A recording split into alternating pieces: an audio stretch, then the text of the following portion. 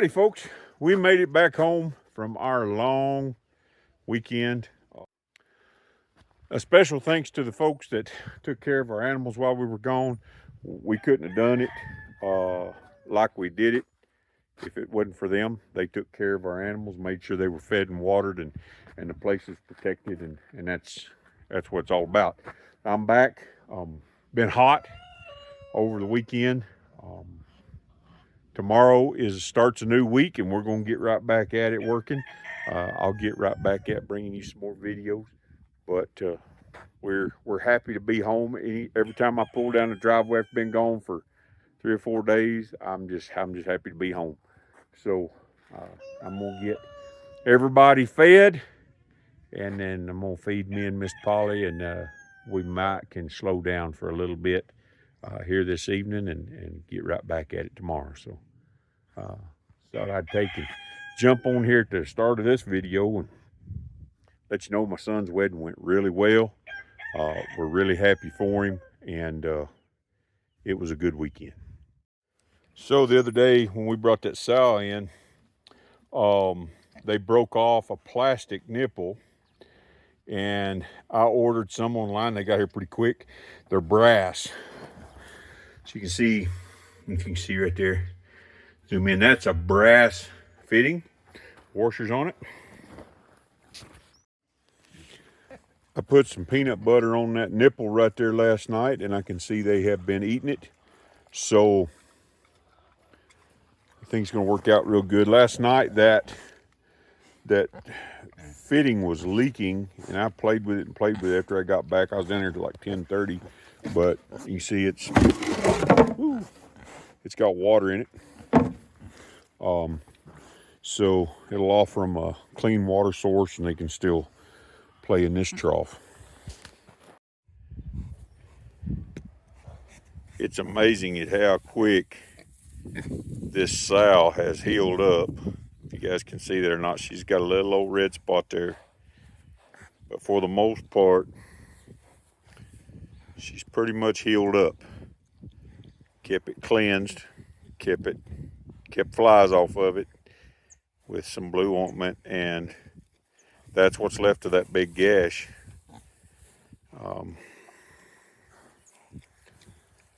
And she's gaining weight. She's a big old sow now. She's gonna make a nice sow. I ain't sure what I'm gonna do yet. I might breed her if I can find somebody who's got a coon boar or something of that nature.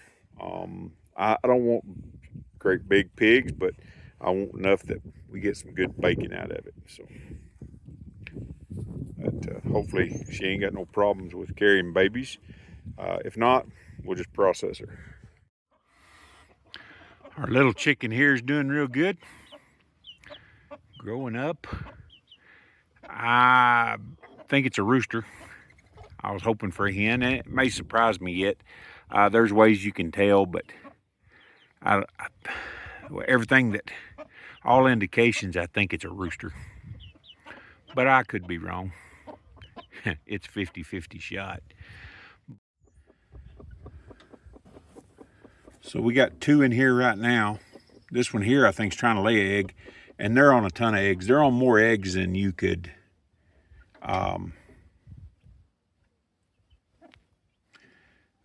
take and ever hatch, but I really don't want to disturb them. This is going into the 2nd week. They started setting Tuesday of last week. Today is Wednesday, so they've been sitting on them a week. And like I say, there's some that I marked right there. There's just too many for them to even set on, and I try not to disturb them. These other hens are laying eggs, and they keep trying to cover them and hatch them out, but may waste a few. Hopefully we hatch out some. I like raising my own chickens if I can. Our facilities at Novare needs to be finished. I'm only one man.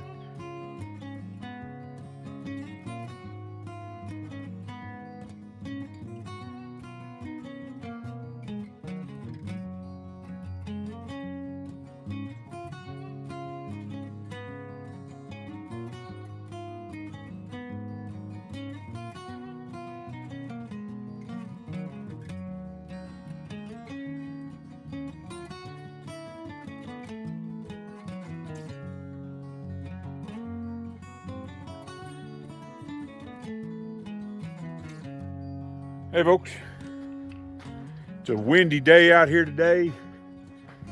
We've got ominous skies. It's rained all night. I love the rain. We've been needing it. Yesterday we did some running around, had a couple of scheduling snafus with deliveries, that sort of thing. We had to go get more concrete. I hope the tarp stayed on it last night. We're putting some piers up for a shed, get it strapped down. Just first one thing and another that we had going on yesterday. I picked up some paint. If you guys have never used these turbo cans, we painted cars with them, trucks, implements. I started painting on the trailer that I bought. So if you can see the difference, and it rained on it. So it started raining pretty much right away yesterday, but big difference between this side. I had started on this side and I ran out. That's about how far a turbo can went. I think I'm gonna need probably 10 or 12 cans, but world of difference in the trailer. Get all this rust covered up, it'll look a lot better. Clean it up, just trying to make it look decent. You can see where cows have kicked and stuff. Broke out the window glass. It just needs a little bit of TLC. I picked up some 2x4s that I'm gonna take and run up the sides. I put some in there temporarily. There's a couple boards that need to be replaced. Those boards are just loose in there. I don't know how cows didn't fall through it. They said they were hauling cows in it. Needs a few things tweaked. This door, the cut gate, it kind of jams. So I probably need to bend it. It's hanging kind of low. I think cows have tried to go over top of it. So it may be tweaked, but got some rust right here. Need to get that covered up. Stop the rust. That's what this old Rust-Oleum does. Stops rust, it says. Not a sponsor yet. So we'll get this thing looking better. And I think I'm gonna need a bigger truck to pull it. It is a heavy rig. It is not a light rig, but it's just exactly what we've been needing. So we're gonna be trying to trade around, find us another truck. This guy, I've been working with him. I call him Rowdy. He's spooky. He's jumpy. I'm earning his trust, working with him every day.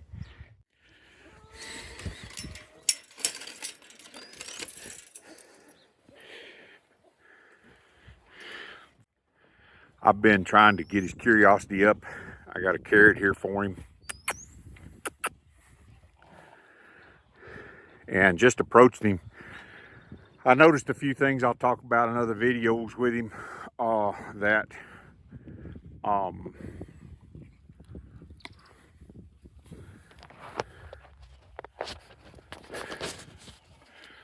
you can see just that.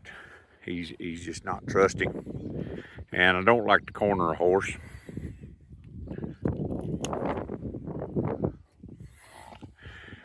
He's not afraid of objects. He's not afraid of, there he comes. Good boy.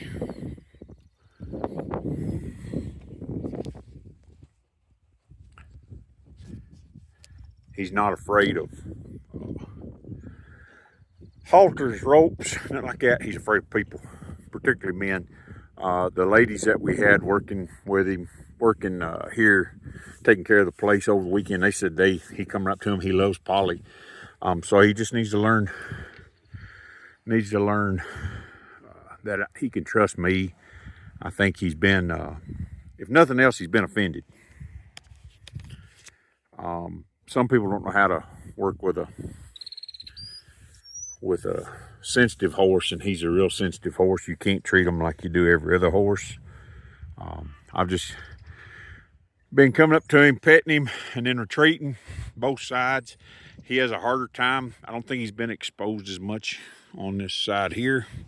He's a whole lot more nervous on his right side. Real high-headed. A lot of tension through his back because he's so high-headed. One thing leads to another thing. You can see on this side, he doesn't like to. I'm going to try to draw him off here. Good boy. Good boy. He's learning. But just not trusting on this right side at all. He won't let me come over here as easily. And I don't mind if he leaves. I'm just trying to build trust with him right now.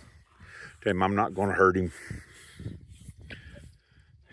I'm not going to hurt you, buddy. No, I'm not. So I try to draw him off on this side and he'll just leave. He's just not as trusting. I can draw him off on the left, so I spend more time on the right. I'll move him off. There you go. He's learning that when I push on him, I want him to come back to me. Yeah, you're all right. This side here, you don't trust up around your eyes. He's head shy. You're okay. Puts his head higher. And I do have him dropping his head, but today I got my camera in my hand. So what I do is I just draw away and try to get him to kind of follow me. There, I moved my hand real fast. So I believe I was just hard on him. And with a sensitive horse, you can't be hard on him. Gotta go a little slower. Build trust. You can see I rub up here between his ears. On this side, he's fine. He doesn't raise his head. So what I'm gonna do, I'm gonna push him this direction. And he'll turn away from me usually. He'll turn away from me because he doesn't know how to turn the other way. I'll catch his eye on this side. He's got his hip. There you go. That's a good boy. Nope, nope, nope. He always wants to look at me out of that right or that left eye. This right side. There he goes. Spooky. And once he does that, he's harder to get back. You move too fast. He sees everything as pressure. See? Oh, he sees everything as pressure. So I think they were just hard on him. When I'm right here, I try not to do much that'll spook him, and I just kind of move away from him and try to get his curiosity piqued, build that trust with him. It's going to take a while. Whatever they did to him, whoever did it to him, it's going to be a while to undo it. And I got to have him liking me before I can take and work him. One of the things I do with this horse is, even though I'm on the outside of the pen, and I'll show you his reaction, I'm 30 feet from him, just walking around out here, and I'll jump and he'll jump. So I'm gonna jump and you'll see him jump. I jumped about 4 or 5 times there and got a little bit better. So me being in the pen doing that is too much pressure. And I don't know if you guys can see these or not, but I added some stays to this fence because he was about ready to jump out several times, and I really wasn't doing anything, just being in there. And once he gets triggered, once he gets stirred up, he doesn't think real good. And some of the things that they told me about him, like I said, I'll bring up in another video. I can kind of understand it, but I'm over here about the same distance away, and I'll just jump. And you can see he's scared even that. So my desensitizing of him at this point is from outside the pen, where he has plenty of room to move away from me. And everything I do in there in the pen with him is really soft, try not to spook him, try to just build trust. And out here where I'm not really invasive with him, you see he's in a defensive stance, his hips to me. There he's looking at me. Good boy. just needs a lot of work, and he needs to learn that everything's not pressure. With these horses, it's really easy to teach them that everything means pressure. People put too much pressure on them.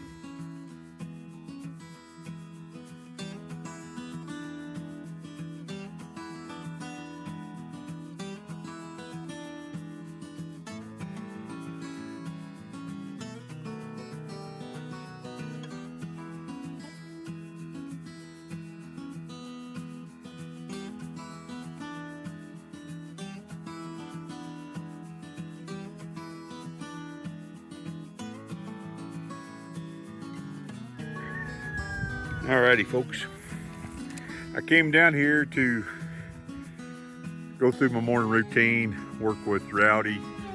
I was gonna film it, video it, however you want to call it. And my tripod, I guess over the weekend it got broke, so I'm gonna have to fix that first. So I think this size wire, this is our wire bin. This is where all the wires go off the T-posts. Every piece of wire we cut, every piece of wire we find. Crows get in this and pack it everywhere. But we just keep putting them back in here. But I think this is the size wire I need. Make me a little brad. I've always got my pliers on me, try to carry a pair. What I'm gonna do is I'm gonna take and run this wire through there, and I'm gonna smash it down on the end, one direction, one the other, kind of make like a Z brad, I guess, Z bracket, and see if I can't get it fixed here. So I didn't have my cutters with me. I just had to break it off, made it a little bit long on that side, but I turned one up, one down. Could have hooked that one around, but it was up against the metal there. This one was, I was able to kind of hook it around that end. Pair of pliers and a little wire, you can fix anything. So until next time, trust in the Lord and do good. Live off the land, enjoy the bounty of it. We'll see you later.